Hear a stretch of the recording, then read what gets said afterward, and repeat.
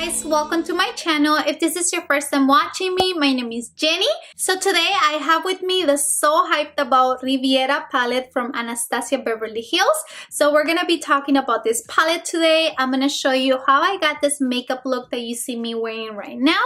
And if you wanna hear my thoughts on this palette and how it worked out for me, then please continue watching. Okay, so to start off, let's just get some information out of the way. So the Riviera palette retails for $45. So far, I do like the theme and the color of the palette. Overall, the packaging is pretty standard to her other palettes. I personally love the packaging. I think when I look at this, for some reason, my first immediate thought is being on a yacht or a boat, I don't know, somewhere in the Caribbean or in the ocean. So definitely this screams like vacation or summer vibes to me. So I really love the packaging. And once you open it, pretty standard, you get 14 shadows, which right away they are super colorful, definitely very different than her last palette. You also get a mirror, and you also get this double-sided little brush that it's now I think included in every single palette. But so far I do like the colors. I think this palette is definitely very colorful. I know that in this palette you get a few pigments, which I think from the box, Bahamas, Cane, and Palm are actually pigments, pressed pigments, excuse me. So it's gonna be the hot pink right here, the purple, and also the dark chocolate brown. And if you're not familiar with what pressed pigments are, just based from my general knowledge, these are actual color pigments in the shadow. So sometimes pressed pigments can be a little bit harder to work with and to blend out, so just know that. I'm not exactly sure if her other palettes had that, so don't quote me on that. But I mean, so far I really like the whole theme and color of the palette. I think definitely it's very colorful and we needed something like this. And now I'm going to show you some swatches of all of the shadows in the palette so that you can get a better idea of what the colors look like. And then I'm going to show you how I got this makeup look that you see me wearing right now. It's probably going to be a speeded up video because I don't want to make this video way too long, but I'm obviously going to show you all of the shadows that I use. And basically today I just wanted to play around with the palette and see how the shadows work for me so that I can give you a better review and my thoughts on the palette. So we're gonna go ahead and do the swatches, then the eye look, and then I'll be back with my final thoughts. Oh hey boys, just you and me. Now I know what I want, gotta hold on. Oh babe, when you say pretty please, I hand over the keys to my kingdom. Always call you when the day's long and you take on all my problems the same song.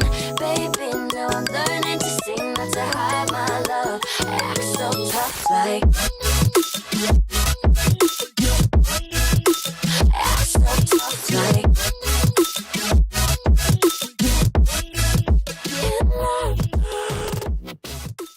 Okay, so we're gonna start with the eye look, and I first use my eyeshadow base from Sigma. This one is in the color Persuade.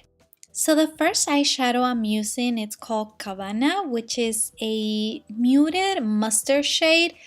I first wanted to use this as a transition color on the crease, but it was pretty similar to my skin color, so it didn't really work out that well for that purpose. So I decided to use Palm, which is this dark chocolate shadow from the palette. I noticed right away that this shade wasn't blending out the way I expected it to work, and I completely forgot that this was actually a pressed pigment. So I was trying to use it as a regular eyeshadow and it took me a lot longer to be able to blend it out. Just learn from my mistakes. This type of pressed pigments is better to actually pack on the lid and then blend out the edges. I did not do that at the beginning. This way it's just gonna take you longer, as you saw, but at the end it did look pretty. I then used some concealer to cut my crease, and now we're gonna use this shadow that it's called Seashells. I think, I'm sorry if I'm completely mispronouncing that, but I applied it first with a brush and I was not getting the pigment that I wanted, so I just said F this and I went ahead and applied it with my finger. I just love using shimmery shadows like this with my finger, and then I got a better result, but I did use the small brush just for the edge of the crease to get a more precise application. Then I'm using this Inheritance eyeshadow and I am applying this one towards both sides of the blue shadow. It's almost like a halo eye look. This is just the idea that I had in mind. You'll see at the end it's gonna turn out really nice, but I did use the yellow shadow on both sides, and then I used a small blending brush to kind of diffuse the edge between the blue and the yellow. I am now moving on to Yacht, and this is a gorgeous eyeshadow. It just doesn't show off that much next to the yellow, but I did use it on the inner corner of the eye and also in the outer part of the eye. Then I took my small blending brush and just gave the crease a last blend. I then went back to the shade Seashells to add some of that blue back into the center of the eyelid. I did lose some of that when I blended the gold in, but I just wanted a little bit more of that blue. Now we're gonna be doing our eyeliner, and I'm using my Sigma gel eyeliner in Wicked, and I did go very dramatic with the eyeliner, but I really think that this look really deserved a really fierce eyeliner, so that's what happened here. I used my iconic House of Lashes falsies, and that pretty much completed the top part. Now for the lower lash line, I did use Palm and a little bit of Coastline, because Palm, like I said, it's just a shadow that it's a little hard to blend, and I needed a regular eyeshadow to blend everything more smoothly. Okay guys, so I'm back and this is the final look. What do you think? I think it's pretty obvious that I am obsessed with how this eye makeup look turned out. I love everything about this eye makeup look. I think the colors really stand out. I love the blue, and I also love the yellow gold shade that I use on the lid as well. I think I'm obsessed. I really like how this makeup look turned out. By the way, I forgot to mention it at the beginning, but this eye is a little bit red, and it was like that before because I don't know what I used yesterday that it irritated my eye. So don't think it was the palette because my eye was already like that. I just thought it was important to mention that. So if my eyes look a little bit red, that's the reason. But now going back to the palette, I personally really love the whole theme of the palette. I love the colors. I love the eyeshadows that they included, the color selection. So I think it is definitely a great palette. Pretty much all of the shadows that I used worked out really well. I personally really love the shimmers. I really love using the blue shimmer shadow right here, also this yellow one. Those are honestly so beautiful. I wish I had used a lot more colors from the palette, but I wanted to make this eye makeup look somewhat wearable as well. So I really love all of the shimmers. I think just for the top row, this palette is totally worth it. Now when it gets down to the matte shadows, so I want to tell you a little bit about Cabana, which is this mustard shade that I first went in on my crease. So that shadow, it almost blended into my skin. Honestly, it's pretty similar to my skin tone, so it didn't show off that well on me, but that's just because of my skin tone.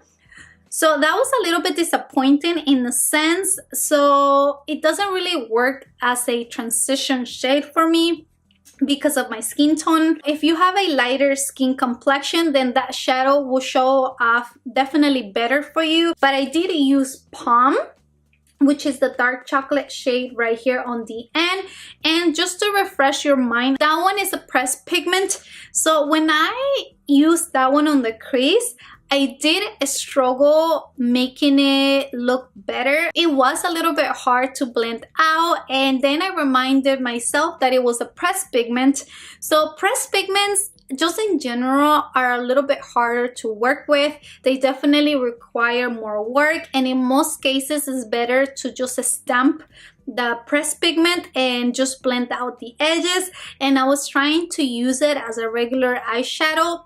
So at the beginning I did struggle a little bit, and that is that color that you see right here on the crease. Obviously I needed to use that shadow because Cabana, like I said, the mustard shade right here was not enough for a transition color for me personally. So that is the only thing. I wish that this palette had a regular brown transition color, but at the same time I do have brown shades in pretty much every other palette, so that is the only thing. But I think I don't want to say that the palette is bad just because of that shadow. I am curious to see how Bahamas is gonna work, which is this hot pink and also the purple right here. I know that those are also pressed pigments, and I did have a similar issue with the James Charles palette with Morphe, because that palette as well had some pressed pigments, and you just have to be patient with pressed pigments because they work a little bit different. Like I said, with those pressed pigments, it's better to just stamp them with a very dense brush and then slightly blend out the edges. So with that on the side, I think you just have to get the hang of how to use pressed pigments. But other than that, I think the palette, it's really nice. I think if you learn to work with pressed pigments, you are really gonna enjoy this palette, especially if you already collect this palette from Anastasia. So I really love the palette. Like I said, for me personally, just because of the top row, it is worth it because I am obsessed with those colors.